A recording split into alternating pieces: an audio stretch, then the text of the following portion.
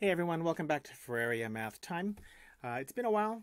It's good to see you all, or kind of. Anyways, today we're here to look at section, this is called Punchline Bridge to Algebra, page 114. And basically we're looking at some applications, actually just one big application for square roots that we have been studying, and this is a Pythagorean theorem.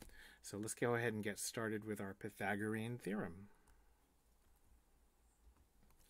Before we even start to build in context with the Pythagorean theorem, we're just going to take a look at what the Pythagorean theorem says. And the Pythagorean theorem says a squared is equal to b squared, a squared plus b squared equals c squared.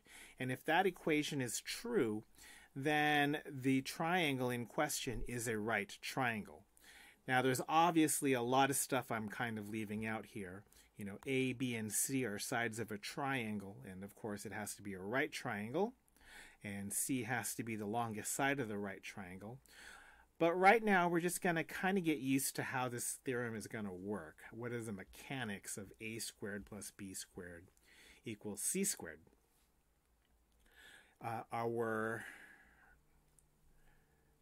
What do we call this? Our punchline gets us with this weird question. Why did the population expert feel like he was going crazy? And we're going to look at three questions from here, questions 1, 6, and 10. Honestly, it gets a little bit redundant because, well, you're just working on the same theorem over and over again. But, you know, this is how we get better at something. It's how we practice it. So let's take a look at question 1. Question 1, we have the sides A, B, and C. So your first step here is to square all three of those. So what is A squared? Well, 6 times 6 is 36. How much is B squared? Well, 8 times 8 is 64. And how much is C squared? Well, C squared is 10 times 10, which is 100. So where do we go from here? Now we're just going to write down that Pythagorean theorem like we've been looking at. A squared plus B squared equals C squared. And if you notice, we have values for A squared, B squared, and C squared. So we're just going to put those into the equation. A squared is 36, B squared is 64, and C squared is 100. Once you've got that all straightened away, you just have to check and see, is this actually an equation that makes sense? Does 36 plus 64 actually equal 100? Well, yes, it does. So if it's true, that means that these three sides, 6, 8, and 10, have to have come from a right triangle. What is a right triangle? Well, that's a triangle that has a 90-degree angle. I'm sure you've seen them everywhere, and they'll talk much more about this in geometry. In fact, we'll talk much more about this in the next couple of worksheets. But right now, it's just sufficient to say that if we get a true statement here out of A squared plus B squared equals C squared, we're saying that this came from a right triangle. Let's take a look at question 6.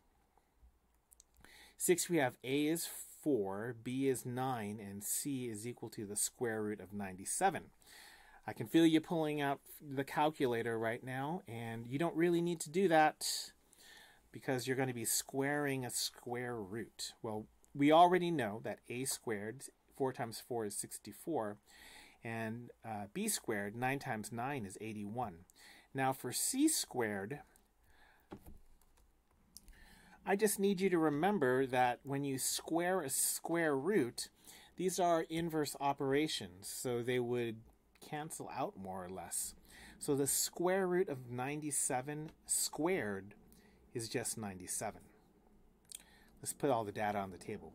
A squared is 64, B squared is 81, and C squared is 97. Just like the last time, we're going to take those three numbers, rewrite our Pythagorean theorem, A squared plus B squared equals C squared, and then we're going to put those numbers in the correct position. 16 plus 81 equals 97. And is that true? Yes. 16 plus 81 is actually equal to 97. So what is if it's true? If it's true, that means that those sides came from a right triangle. We're looking at a right triangle. So hopefully you're seeing how this is getting kind of repetitive. We're going to take a look at the last one together. This is number 10. And for number 10, we get 3.2 for A, 5.8 for B, and 6.7 for C. So they've managed to up the difficulty here, not by giving you a square root, but by giving you decimals. But, of course, you can use your calculator on this. So we're going to do this the way that someone in calculus might do this. Well, maybe not calculus, more like Algebra 2. We're going to start with the equation. A squared plus B squared equals C squared. And instead of substituting for A squared, I'm just going to substitute for A. So if I replace the letter A with a 3.2, and if I replace the letter B with a 5.8, and I replace the letter C with a 6.7, that gives me 3.2 squared plus 5.8 squared equals 6.7 squared. So we're kind of taking out a little bit of work that we would have done. Now is the time you grab your calculator and you square all that stuff. 3.2 squared, 5.8 squared, and 6.7 squared. I don't remember what they were actually. Let's take a look.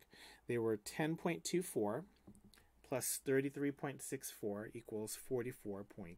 Now, is that true? Well, I'm looking at the numbers. They don't look true to me. Maybe they were more mysterious to you. But if you grab your calculator and you add on the left side, what you're going to see is 43.88 equals 44.89.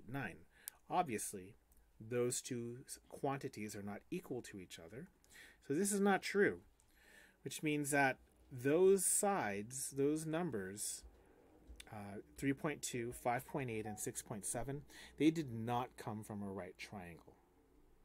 So all we're doing here is substituting the numbers into the Pythagorean theorem, checking to see if we get an equal equation where the left side and the right side are equal to each other. And if they are, we're saying that it's a right triangle. And if they're not, we're saying it's not a right triangle.